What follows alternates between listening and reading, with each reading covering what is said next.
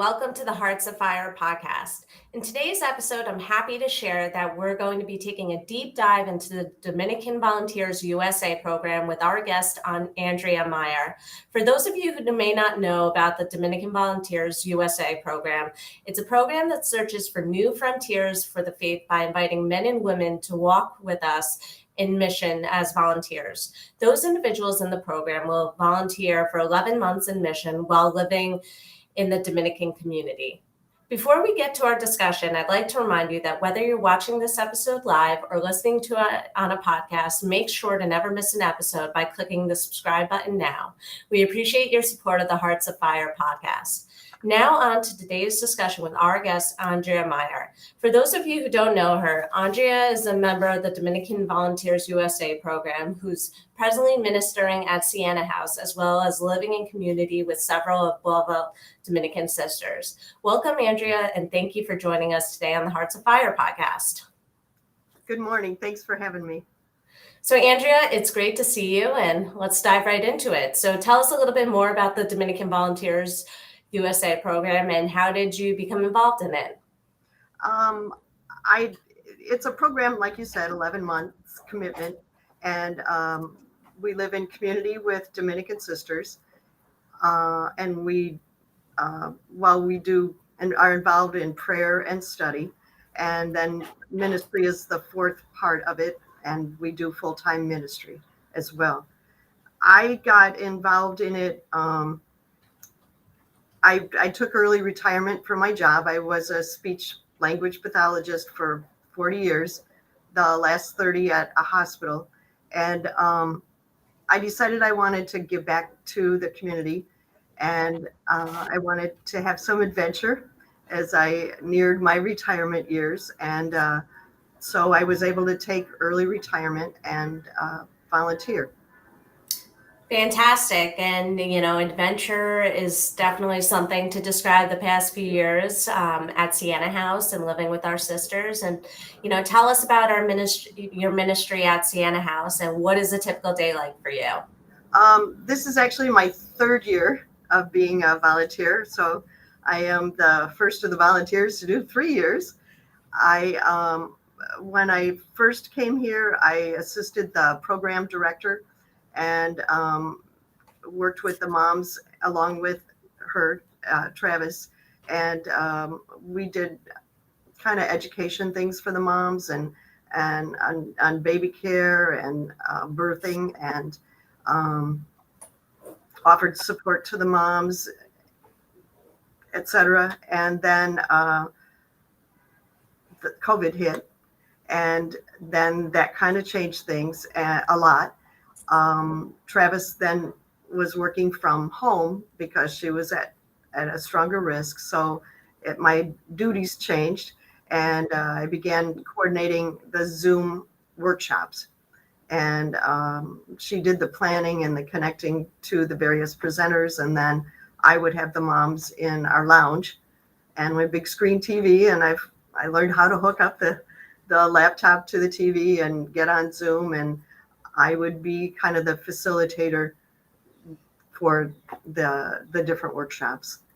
And this past year, we have another Dominican volunteer this year, and Karen Schrag. And so she is taking over my duties that I've done for the last couple of years. And now I am Sister Mary, the director's assistant. Fantastic. And for our listeners who might not know necessarily about Siena House, if you could sum it up in maybe one or two sentences, tell our listeners about Siena House. It's a ministry site of the Sisters of St. Dominic of Lava, but, what is Siena House? Tell us. It's a transitional shelter for expectant and new moms and their babies. And we have 27 moms. By I think 11th or 12th of December, we'll also have 27 babies.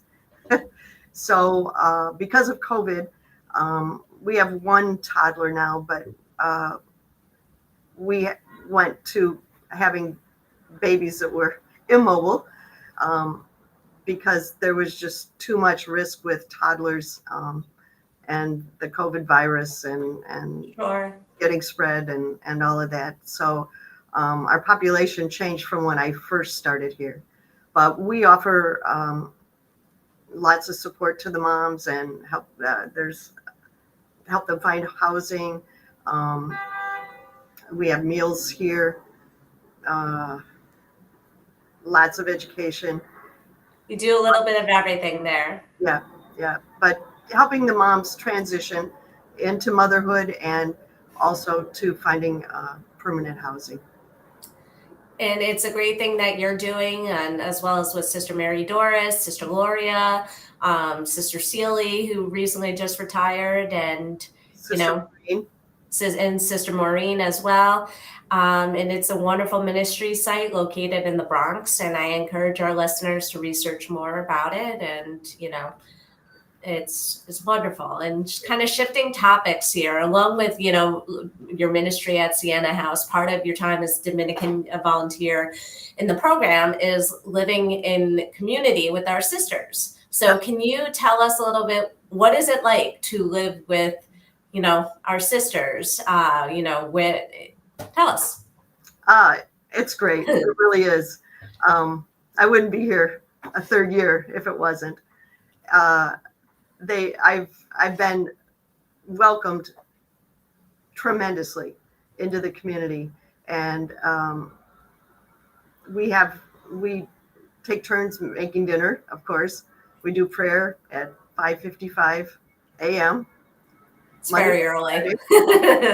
And I'm usually the last one to drop into my chair, even though my room is right next to the chapel.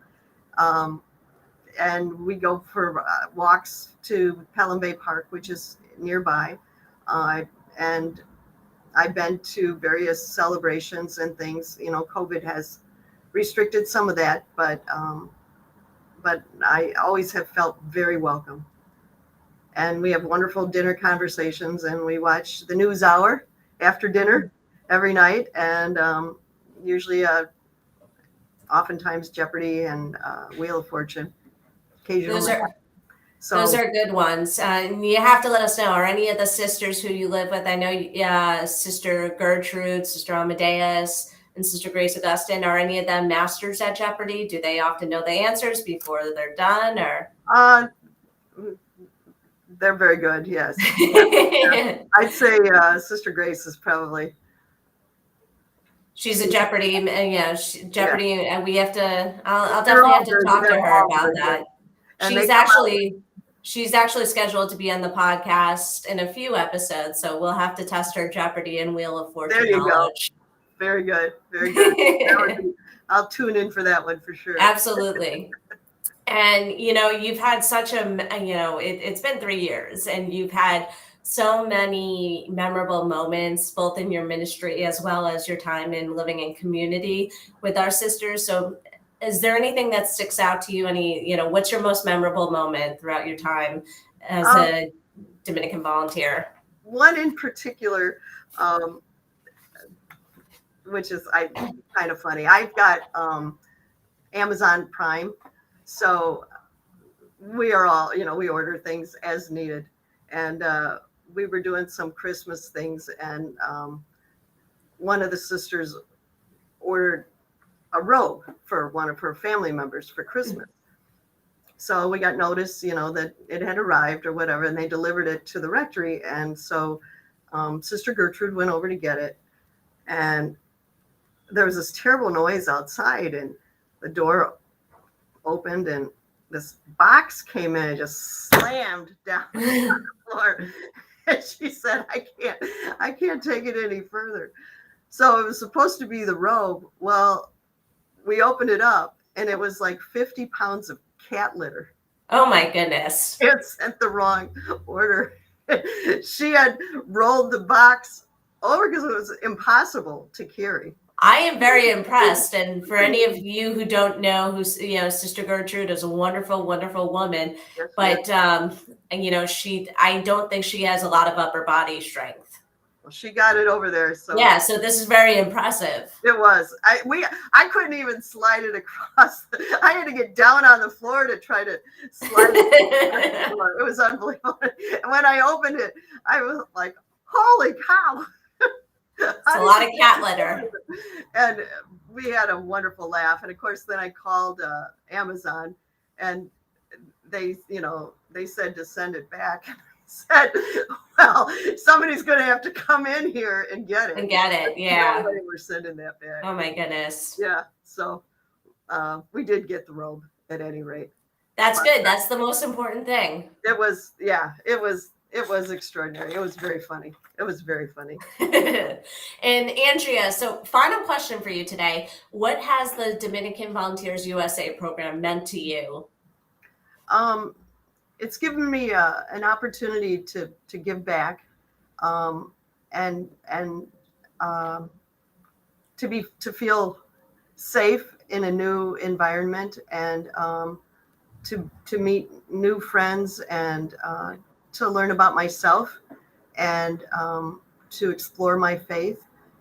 And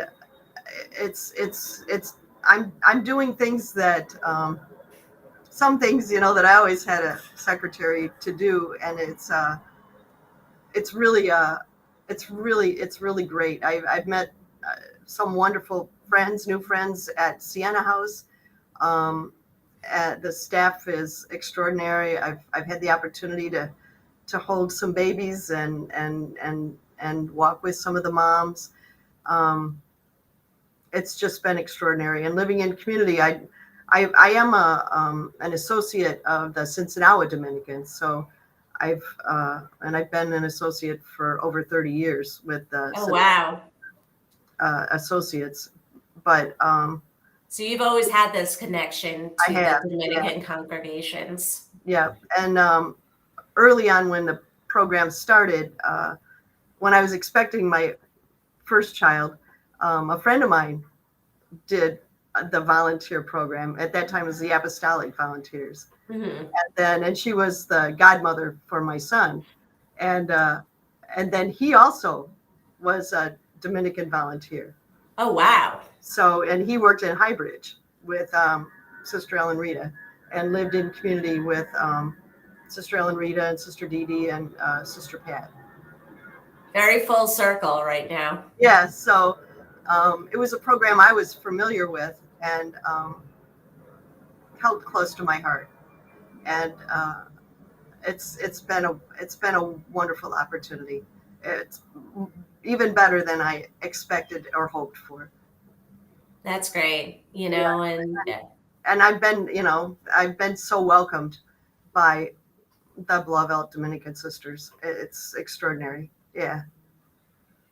That's wonderful. And, we're so grateful to have you as a part of our community. And, thank you so much for joining us today, giving us, giving our listeners an insight into the Dominican Volunteers USA program. And I encourage everybody to learn more about the program.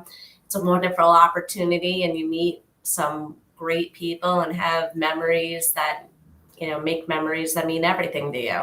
Would you agree with that? Absolutely. And one thing that I really appreciated about it is they didn't have an age limit, which was really nice. Yeah. Some of the other volunteers have an age restriction, but age ain't nothing but a number. You got it. And I think maturity and young age are a good combination. Absolutely. So, Andrea, I want to thank you for joining us today, and I hope that you will join us for future discussions. Sure. You're always welcome here. Thank you very much. Thanks. And thanks for having me. Pleasure. And before we go, I'd like to remind you that if you enjoyed today's discussion, please let us know by giving the Hearts Afire Podcast a 5-star rating on wherever you listen to your podcast. We hope that you'll join us on our next discussion, which is next week, where Sister Rose Ellen Gorman will join us to discuss why we celebrate the Holy Rosary in October. Thank you again for tuning in to the Hearts Afire Podcast, and please know that you are in the daily prayers of our sisters and associates. Have a great day.